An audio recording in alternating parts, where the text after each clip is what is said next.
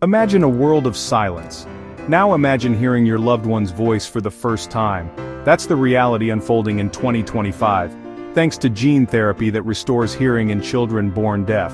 From genetic injection to first whispered words. This is how medicine rewrote the soundtrack of life. Welcome to Mind and Marvel, where science, survival, and the superhuman collide. Many forms of congenital deafness are caused by problems with the OTOF gene, which produces a protein called otoferlin, essential for transmitting sound signals from inner ear cells to the brain.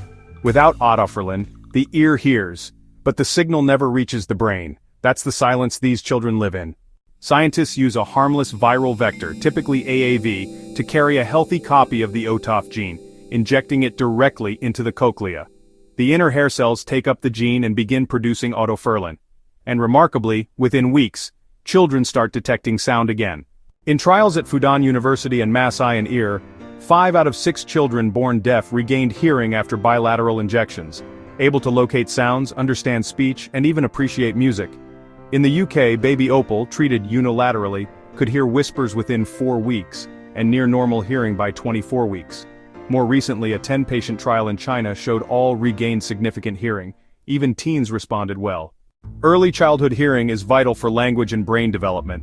Without it, speech and education struggle, even if cochlear implants help later. This gene therapy restores natural hearing, unlocking bilateral hearing, sound localization, and unfiltered learning, literally changing life's trajectory. So far, the treatment is well tolerated. No serious adverse events reported, minor risks like mild inflammation or infection.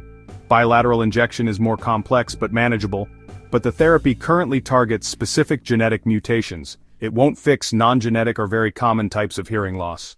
This is just the beginning. Scientists are launching trials for other gene-related deafness types, like GJB2 and TMC1. Regulatory approval is coming.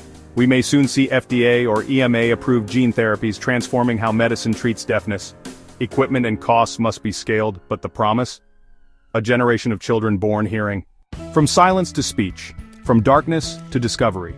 This gene therapy is more than a medical breakthrough. It's a chance at a whole new world of connection for children born deaf.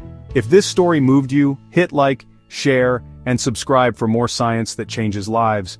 This is Mind and Marvel, where science, survival, and the superhuman collide.